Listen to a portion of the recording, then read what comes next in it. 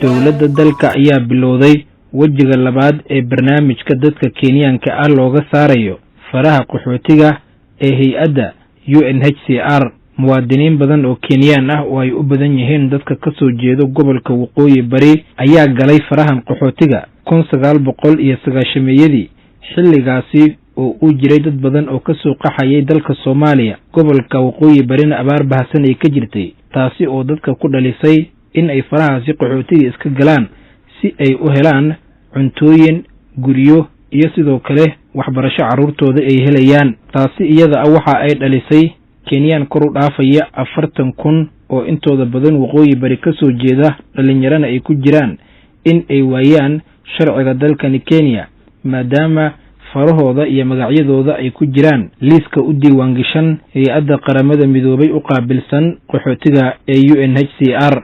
Sensitizing the chiefs on the issue of double registration. The government has given us a note to start double registration, the registration of double registered people as refugees on refugee status. So this day we are just doing sensitization to the chiefs so that this time round we get it correct. This exercise was done last in 2019. We have had a lot of errors because of clerical errors, because of lack of proper sensitization. Those brokers might take advantage in the name of trying to assist them to acquire national IDs. I am giving a stern warning to the brokers who might take advantage of this exercise that is about to kickstart, that we are not going to allow anybody who is going to influence the members of the public take advantage of them, because most of our public are not informed, they are illiterate, they are not educated, but we want to do an exercise that is going to be proper and in the correct way.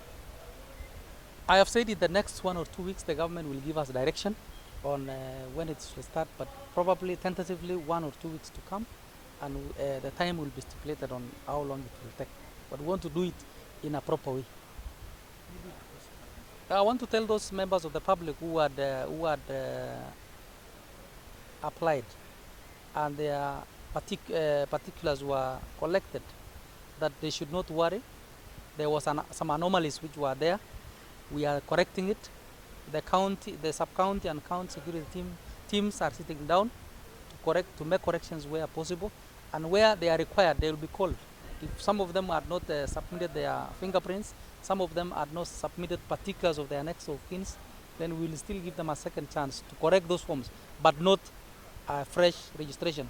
So anybody who had actually applied in 2019 should not actually be in this process. It is only those who are left behind in 2019 that we are doing it.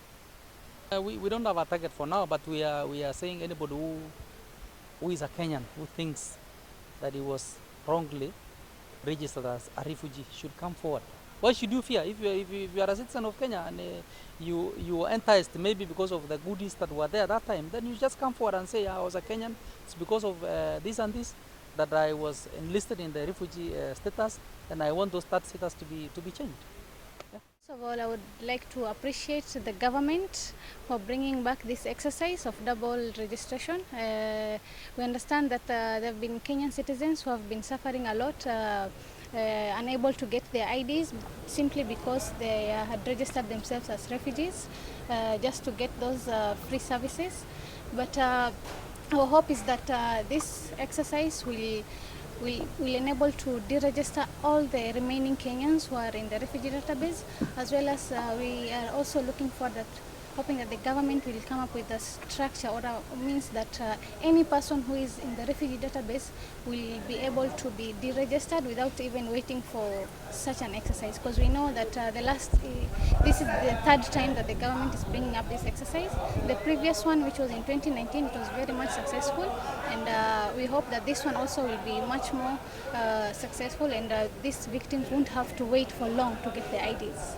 Yes, I would like to call all the victims, all the people who are Kenyans and they are Kenyans and they have registered themselves as refugees to come out and register themselves with the chiefs and also go through the vetting process, because they should take advantage of this exercise. And we don't know if it's going to come back again, but I mean they should definitely take advantage of this exercise and deregister themselves, because I'm sure they've been suffering a lot in terms of getting other services if it comes to voting, education and all that.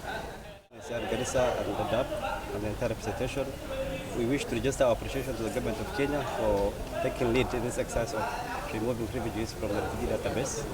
And in fact, as rightly said by the DCC and my colleague from Makina Sharia, it's been an issue that has been bedeviling our people, where we found many people, host community, finding themselves in the refugee database. So this will go a long way, and in tandem with the UNHCR expanded mandate of preventing and reducing statelessness as per the International Convention of 1961.